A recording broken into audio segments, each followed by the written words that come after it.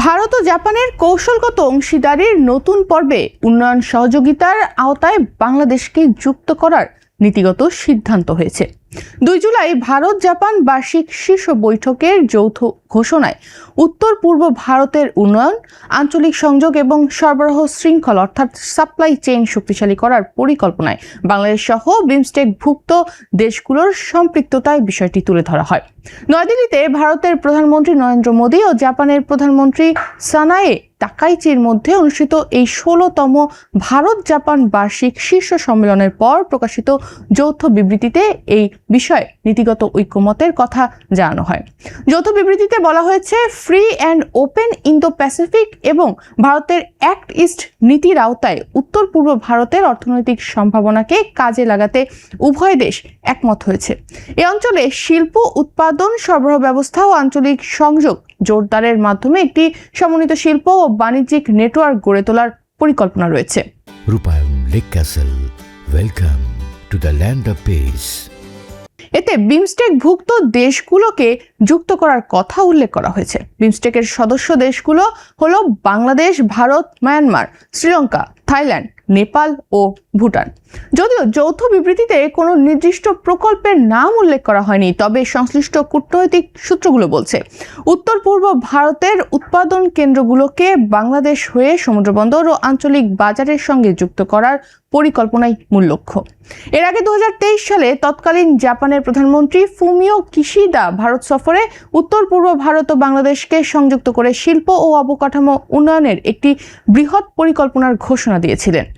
সেই পরিকল্পনার লক্ষ্য ছিল বাংলাদেশের বন্দর, সড়ক ও রেল অবকাঠামো ব্যবহার করে উত্তর পূর্ব ভারতের রপ্তানি সক্ষমতা বৃদ্ধি করা। সর্বশেষ শীর্ষ বৈঠকের সিদ্ধান্তে সেই ধারণাকে আরও বিস্তৃত করে পুরো বিমস্টেক অঞ্চলের সঙ্গে সংযোগ বাড়ানোর উদ্যোগ নেওয়া হয়েছে বলে ধারণা করা হচ্ছে। ভারতের পররাষ্ট্র সচিব বিক্রম মিশ্রি শীর্ষ বৈঠক পরবর্তী ব্রিফিংয়ে বলেন, জাপানের কাছে উত্তর পূর্ব ভারত একটি গুরুত্বপূর্ণ সহযোগিতার ক্ষেত্র। এই অঞ্চলের উন্নয়নে 2 দেশের চলমান সহযোগিতা ভবিষ্যতেও আরও সম্প্রসারিত হবে। পাশাপাশি উত্তর পূর্ব ভারতকে কেন্দ্র করে ভবিষ্যতে একটি শীর্ষ সম্মেলন আয়োজনের পরিকল্পনাও রয়েছে।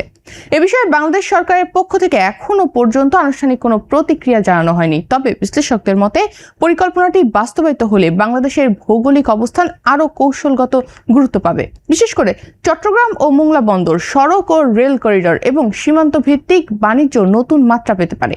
একই সঙ্গে বাংলাদেশ আঞ্চলিক উৎপাদন ও সরবরাহ শৃঙ্খলের গুরুত্বপূর্ণ অংশীদার হিসেবে নিজেদের অবস্থান আরও শক্তিশালী করার সুযোগ পাবে বলেও মনে করছেন তারা। বিশেষজ্ঞদের মতে এই উদ্যোগ বাস্তবায়িত হলে বাংলাদেশের ওপর দিয়ে আঞ্চলিক পণ্য পরিবহন বাড়বে, বন্দর, লজিস্টিক্স ও পরিবহন খাতে নতুন বিনিয়োগ আসতে পারে। উত্তর পূর্ব ভারতের সঙ্গে বাংলাদেশের শিল্প ও বাণিজ্যিক সংযোগ আরও গভীর হবে। বিমস্টেক ভিত্তিক আঞ্চলিক মূল্য শৃঙ্খল গড়ে ওঠার সুযোগও সৃষ্টি হবে। জাপানের অর্থায়নে নতুন অবকাঠামো প্রকল্প বাস্তবায়নের সম্ভাবনাও বাড়বে। এ বিষয়ে জাহাঙ্গীরনগর বিশ্ববিদ্যালয়ের আন্তর্জাতিক সম্পর্ক বিভাগের অধ্যাপক শাহাব এনাম খান বাংলাদেশ প্রতিদিনকে বলেন, জাপানের free and open Indo Pacific কৌশলে বাংলাদেশ ভারতের উত্তর পূর্বাঞ্চল এবং মিয়ানমার একটি গুরুত্বপূর্ণ ভূ-কৌশলগত অঞ্চল। এ কারণে জাপান দীর্ঘদিন ধরে এই অঞ্চলে অর্থনৈতিক সংযোগ ও অবকাঠামো উন্নয়নে গুরুত্ব দিয়ে আসছে। ভারত জাপান শীর্ষ বৈঠকে বাংলাদেশকে উন্নয়ন সহযোগিতার কাঠামোয় যুক্ত করার বিষয়টি তাই নতুন কোনো উদ্যোগ নয়।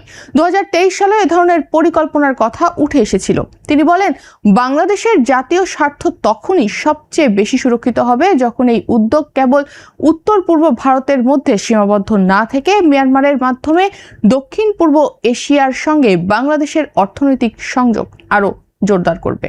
কারণ বাংলাদেশের জন্য দীর্ঘমেয়াদে দক্ষিণ পূর্ব এশিয়ার বাজার ও আঞ্চলিক সংযোগের অর্থনৈতিক গুরুত্ব উত্তর পূর্ব ভারতের তুলনায় অনেক বেশি। শাহাব এনাম খান আরও জানান, উত্তর পূর্ব ভারতের প্রাকৃতিক সম্পদ ও অর্থনৈতিক সম্ভাবনাকে কাজে লাগিয়ে যদি ভারত, জাপান ও বাংলাদেশ যৌথভাবে শিল্প ও অবকাঠামো উন্নয়ন করতে পারে, তাহলে তা 3 দেশের জন্যই উইন উইন পরিস্থিতি তৈরি করবে। তার মতে, জাপানের দৃষ্টিতে বাংলাদেশ, ভারত ও মিয়ানমারের মধ্যে অবকাঠামোগত ও অর্থনৈতিক সংযোগ জোরদার হলে পুরো অঞ্চলের স্থিতিশীলতা বাড়বে। তাই ভবিষ্যতে এই উদ্যোগ বাস্তবায়নের ক্ষেত্রে বাংলাদেশের স্বার্থ সর্বোচ্চ পর্যায়ে নিশ্চিত করতে দক্ষিণ পূর্ব এশিয়ার সঙ্গে সংযোগ বৃদ্ধিকে অগ্রাধিকার দেওয়া প্রয়োজন।